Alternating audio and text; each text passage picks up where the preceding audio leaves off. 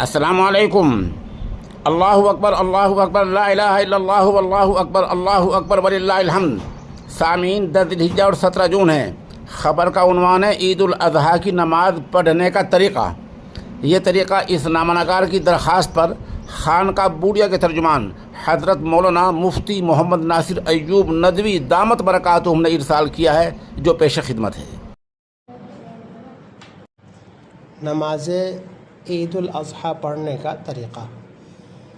پہلے زبان سے یا دل سے نیت کریں کہ میں 2 رکعت نماز عید الاضحیٰ واجب پڑھتا ہوں، 6 زائد تکبیروں کے ساتھ اللہ کے واسطے۔ پیچھے اس امام کے اللہ اکبر کہہ کر ہاتھ باندھ لیں اور سبحانک اللہم آخر تک پڑھیں۔ اس کے بعد 3 تکبیریں کہیں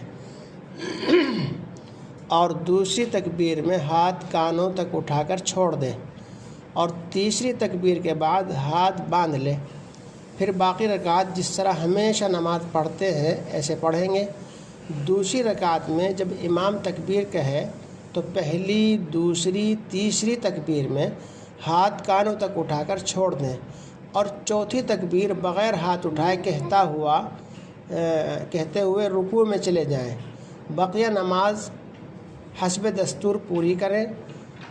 اور نماز عید الاضحیٰ کا خطبہ سننا واجب ہے، البتہ خطبے کے بعد دعا ثابت نہیں، بلکہ نماز کے بعد ہی دعا کر لیں۔ واللہ اعلم بالصواب۔